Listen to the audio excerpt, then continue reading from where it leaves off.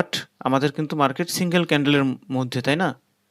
Single ক্যান্ডেলের মধ্যে না, জোনের মধ্যে না, আমাদের এটা সিঙ্গেল ক্যান্ডেলের জোনের মধ্যে না মার্কেটটা। জি ভাই, জি জি। ভাই। আচ্ছা, তবে পাওয়ার জেনারেশনের মানে রুলই হচ্ছে আমাদের মাদার ক্যান্ডেল বা সিঙ্গেল ক্যান্ডেলের জোনের মধ্যে মার্কেটের রেঞ্জিং হতে হবে।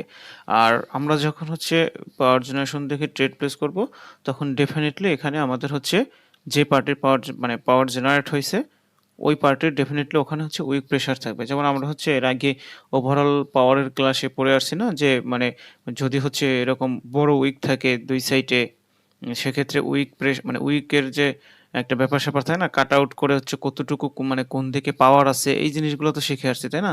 এরকম একটা ক্যান্ডেলে যদি এরকম বড় একটা উইক থাকে বোথ সাইডে, এখন এই উপরের উইক টু নিচ থেকে যদি বাদ দিয়ে দেই, তাইলে হচ্ছে এখানে মার্কেটে থাকে কি?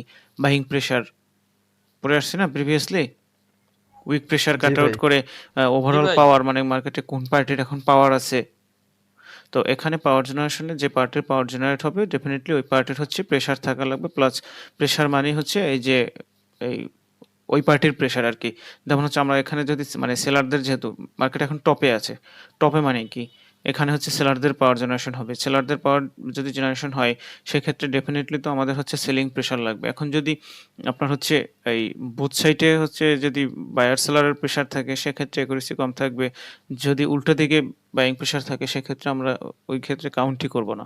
বাট এখানে আমাদের হচ্ছে ডেফিনেটলি এরকম সিঙ্গেল ক্যান্ডেলের মধ্যে রেঞ্জিং থাকা লাগবে, তারপরে হচ্ছে ওই পার্টির প্রেশার থাকা লাগবে। এখন লাস্ট পর্যন্ত দেখেন, এইখানে এই যে জোনটা আমি ড্র করেছি সিঙ্গেল ক্যান্ডেলের মধ্যে, এখন লাস্ট পর্যন্ত এইখানে আমাদের কি হয়ে গেছে, এইখানে আমাদের হচ্ছে M4 এক্সেশন হয়ে গিয়েছে না। পাওয়ার জি ভাই। জেনারেশনের ক্ষেত্রে অনলি দুইটা এক্সেশন কাজ করবে, যেমন হচ্ছে কমপ্লিশন টাইপের মানে নন সিমেট্রিক্যাল, আর হচ্ছে এই ধরনের M4। আদার্স কোনো এক্সেশন এখানে অ্যাপ্লাই করবেন না, জাস্ট হচ্ছে নন সিমেট্রিক্যাল। এরকম নন সিমেট্রিক্যাল এক্সেশন যদি হয়, এরকম নন সিমেট্রিক্যাল এক্সেশন যদি হয়, আর হচ্ছে এরকম M4 যদি হয়, এরকম M4 যদি হয়, সেক্ষেত্রে ওই দুইটা হচ্ছে আমরা কাউন্ট করব, বাকি এক্সেশন এখানে কাউন্ট করব না। যদি এই দুইটা ধরনের এক্সেশন হয়, তারপরে ওপেন এরিয়ার রুল অ্যাকর্ডিং আমরা ট্রেড প্লেস করব। ক্লিয়ার? ধরেন এখন এক্সাম্পল স্বরূপ এখানে আমাদের হয়েছে M4 এক্সেশন হয়ে গিয়েছে না। জি জি ভাই। ভাই। আচ্ছা, M4 এক্সেশন হয়ে গিয়েছে। এখন আমরা হচ্ছে এইখানে কি ডিরেক্টলি ট্রেড প্লেস করতে পারবো?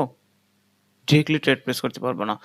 এইখানে আমরা হচ্ছে যখন M4 হয়ে গেছে, এইখানে যদি আমাদের একটা ডিরেকশনাল ক্যান্ডেল দেয়, তাহলে আমরা হচ্ছে এইখানে ট্রেড প্লেস করতে পারবো। ফার্স্ট ক্যান্ডেল মানে এইটা তো ফার্স্ট ক্যান্ডেল গেছে, এই সেকেন্ড ক্যান্ডেল, এই থার্ড ক্যান্ডেল, এটা যেথায় আসুক, এন্ট্রি পয়েন্টে আসুক, এন্ট্রি পয়েন্ট ব্রেক করুক, ব্যাপার না, ঠিক আছে। তারপর হচ্ছে এই থার্ড ক্যান্ডেলও ট্রেড প্লেস করতে পারবো। এই ক্যান্ডেল